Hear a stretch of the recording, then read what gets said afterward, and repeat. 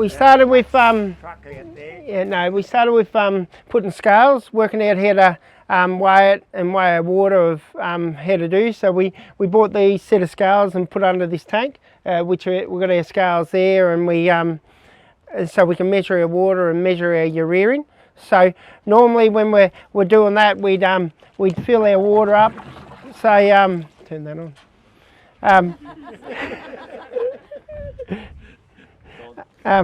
We normally fill this up. We do more than 1,000 or something like that. We do a bit more, but say because I've got to fill it to get it over the agitator. We normally put 1,000 litres in here, and then we put. I'll talk before I do that. Put 1,000 litres in here, and then we'd add 400 kilos urea, and then we after we weigh it all in, we'd start the pump and get it out. We'd have that agitating with the water as the urea going in, so it's diluting as it's stirring and mixing. And then once we wait for 30 minutes or 20 minutes, it's a bit longer in winter than summer. Summer's the best time to do it because the water's hotter. So we mix it, we hit a few switches, we pump it into the tank, and then we just go we complete the process. Normally I've got my 12-year-old son, he's my urea man. He mixes everything. Between Toby and Bailey, they're our urea men. They do our mixing. They're the gurus of the science in the lab, we call it. So, and they do get a bit sick of it after a while. It normally takes to do a B double, you know, and if you go on in summertime to do a B double, you want to allow at least 3 days, and it is consistent. It is just do 30 minutes in, out, you know. So in a minute I'll put some water in this tank. Yeah, I will, but well, you can start the pump. I've got enough water in it. No, I've got to get it over these jets.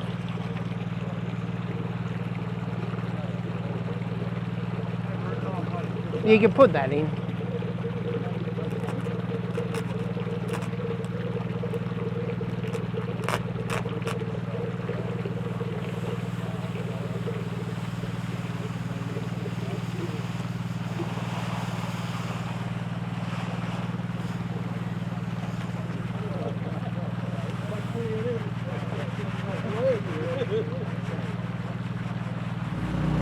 So normally you weigh all your urea and put it in, like you put your 1,000 litres, 400 kilos, and then you set your pump going, you have your pump going flat out as the urea's going in, and then you'll see the urea as it's stirring up, how it's getting smaller and smaller.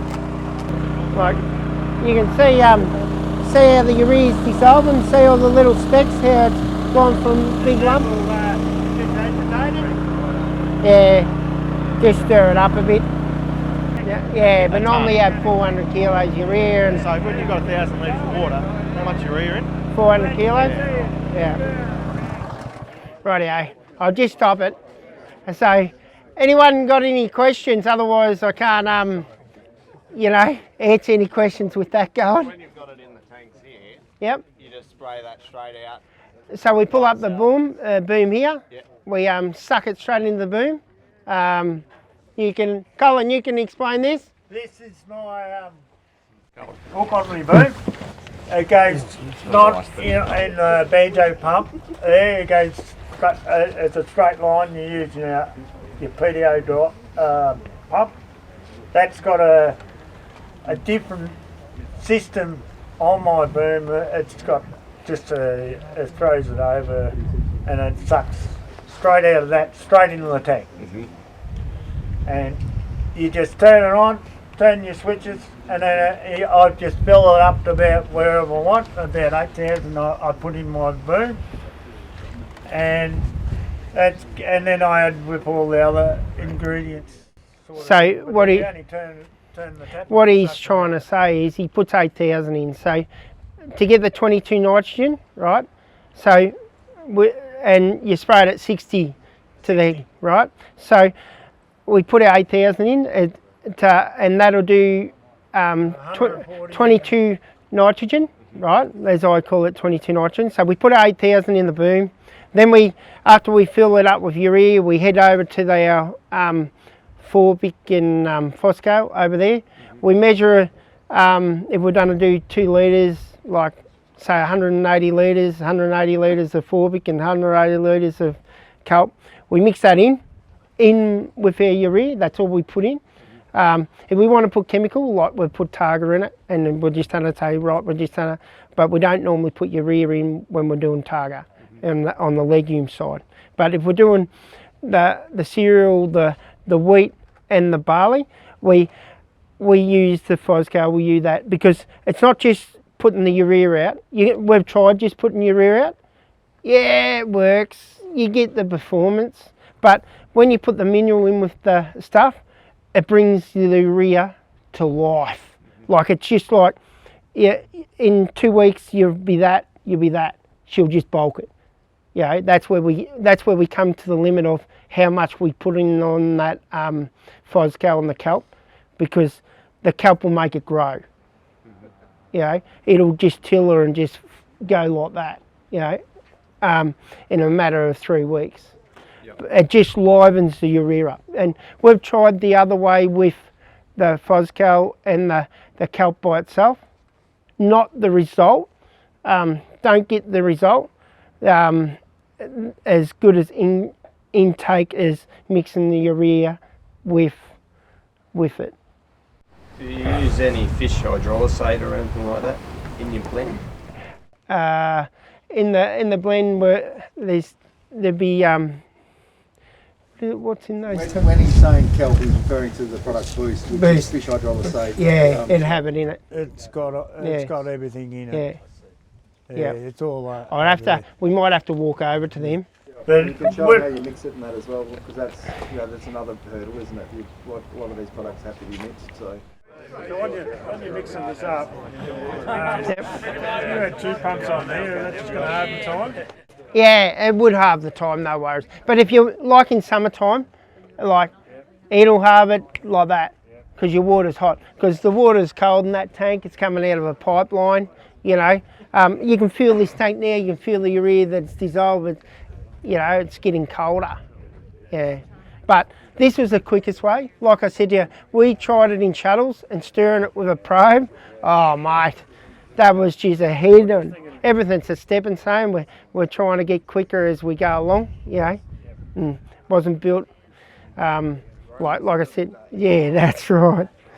So from going from those shuttles and graduate with a pump and to this just quickened it amazing. You know. Yeah. If you let this stand, would it? It was still dissolved like that. That little bit in there was still dissolved. Yeah. But if you left that, like I've set it going and left it overnight and just dissolved overnight, just, you know, ran the pump, bang, come back, just pumped it in the morning. We just push it to, you know, how long, come back, put another one. And if you left that there and come back tonight, that'd be dissolved. Yeah. You don't choke to pump urea? No, because normally, if we're, like Colin said, sometimes when we've had to teach the kids, we had a few learning experience and the kids would open the hopper flat out and go whoosh, and it'd all jam all the urea up around the end term of it. And that's why Colin got the shovel, is because we had to sort of pull it away so the jets would agitate the water. Yeah, it's a big thing. Yeah, when we put it in the tank, if you're going to leave that over time, just do your urea and leave it in the tanks, because you don't have to use it. It could sit there for 3 years and not being used. You know what I mean? So there's no pressure of getting it out. Now we use these stirrers. We put in these this Boost and this Fosco, because you got to stir it up, because get the minerals that settles in the bottom. So you want to go and stir that up, turn it on.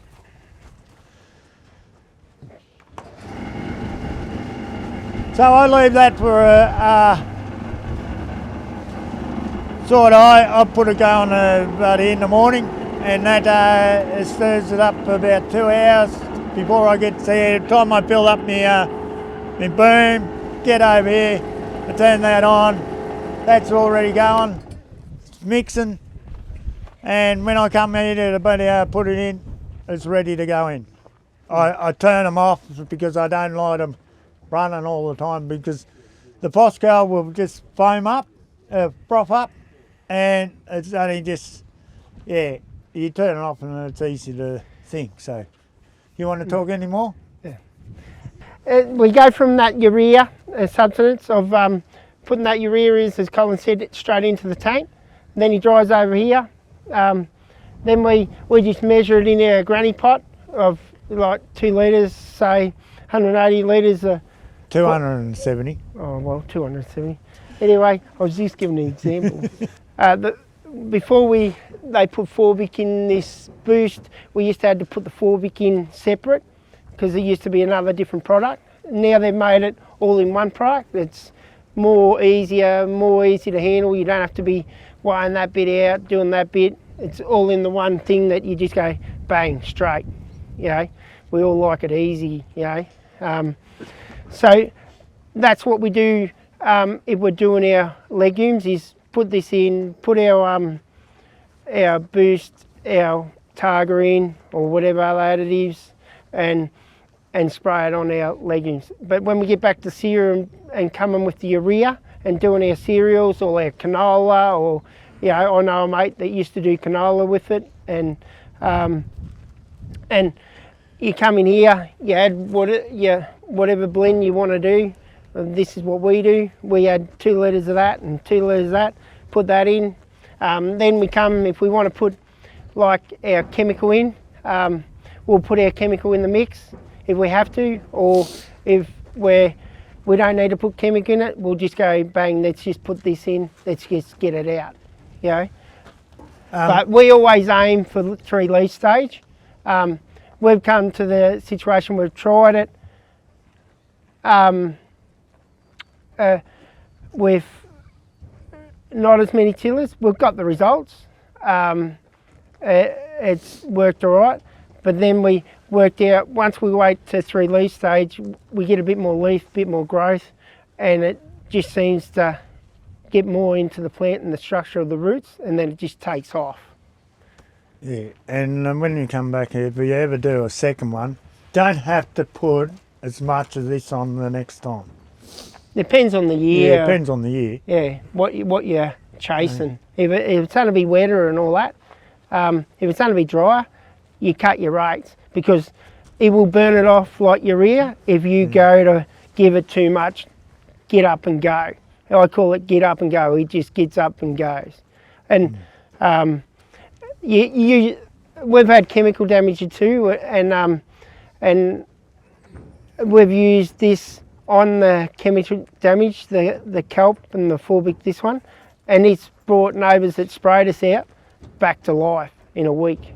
You know, we've seen it twice, haven't we? We had Larry boys spray us out and Barley across the road, and it come back. You know, another bloke sprayed us out over further. We went out. I said, "Geez, Colin, just a little bit late." I said, "We better get out there and give it a bit of kelp." But I did save it a bit. Yeah. But when you say spray, yeah, like canola grass spray, spraying your barley. Yeah, yep, yeah. Or your peas, lentils there, they sprayed your crop out. Yeah. We saw them turn it. If you're there and catch it and you see it, like we had peas last year sprayed out, and it was the width of the boom it went out, right?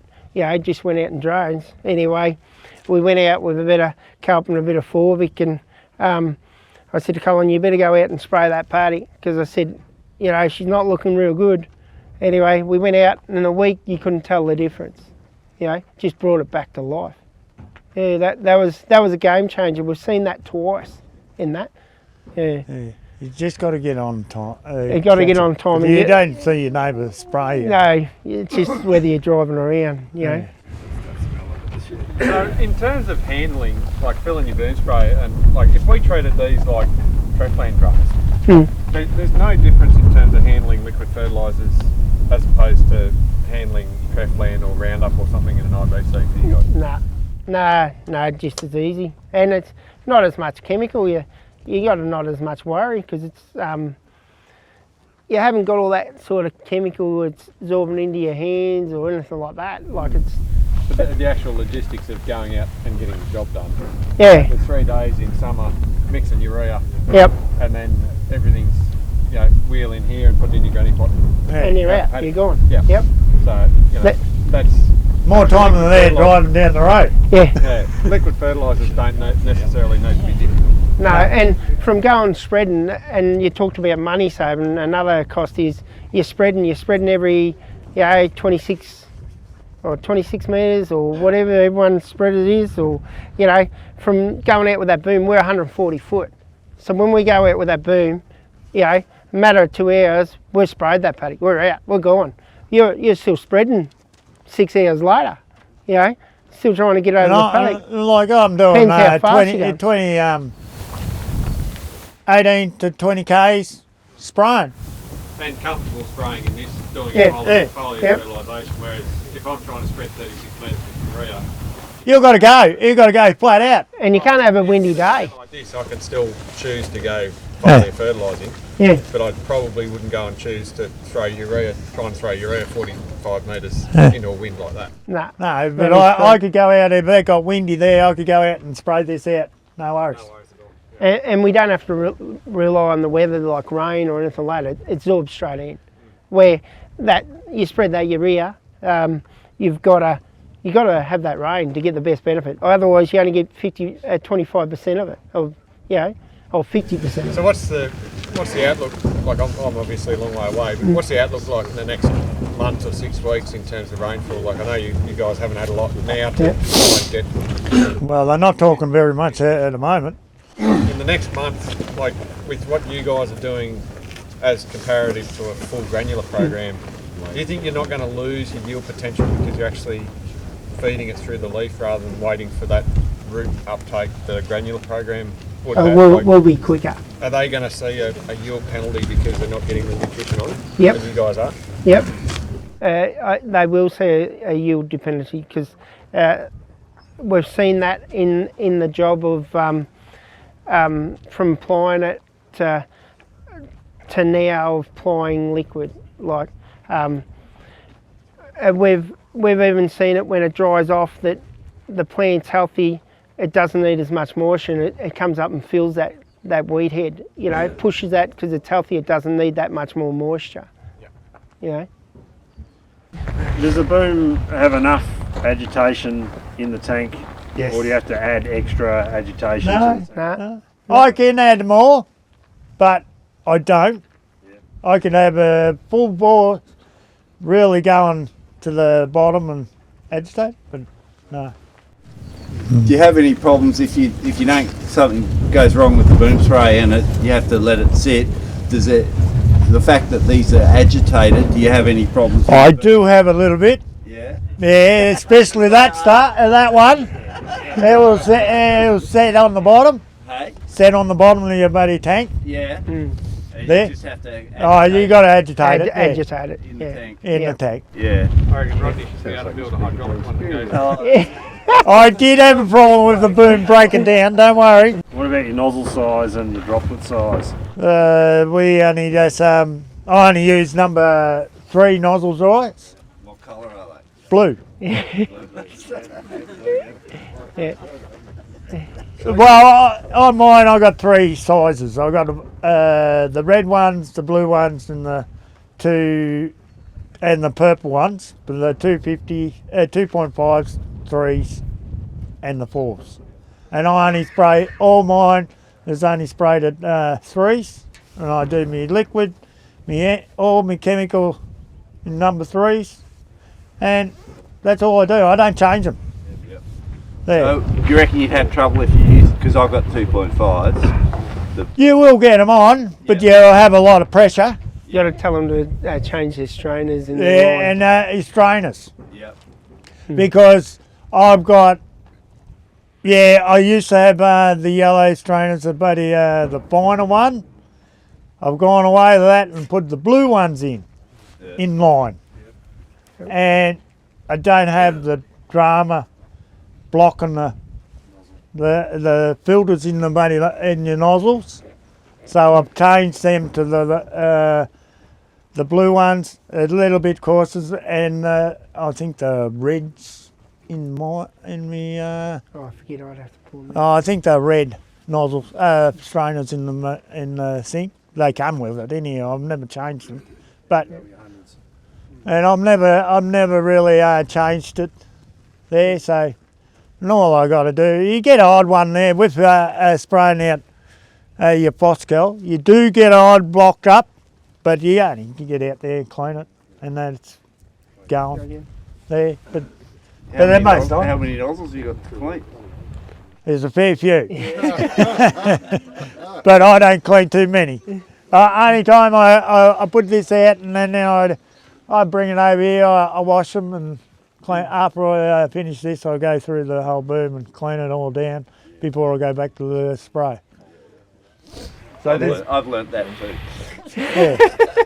There's probably people here that have used Foscal in the past, and historically we did have problems with it. So we've fairly recently, in the last 18 months, gone to a much finer grade of micronized guano in there. So not only does that give you better plant uptake and efficiency of the product, but it also means that you need a lot less agitation in the spray tank to keep them in suspension. I'll tell you, I had some from last year, just before that. They've gone, they've upgraded. It's better. Yeah, it is better. Yeah, this new stuff. This stuff here is better than there because it's settled in the bottom. So is this the Ultra is the new one and that was the old one? Is that Correct. what we're talking Yeah. about? Yeah. Okay. Yep. Yeah. So the particle size is 6,000 mesh. Right. So, so you should be able to get it through very small filters, small jets, no problems. But the other key as well is agitate here well before you That's correct. Agitate. Need that. You got to agitate because when you if you buy it early, it does settle in your money in the shed, and you'll see it. It'll be sort of liquid up top, and then it's a thing. But it just have a few minutes, and it doesn't take long to mix it. There, but this stuff you don't really have to mix too much. But like I say, for us to put 22 nitrogen out, we do the 8,000 litres, we put this out, and then we top the rest of the boom up with water. And that's 60, running about 60 litres. Yep.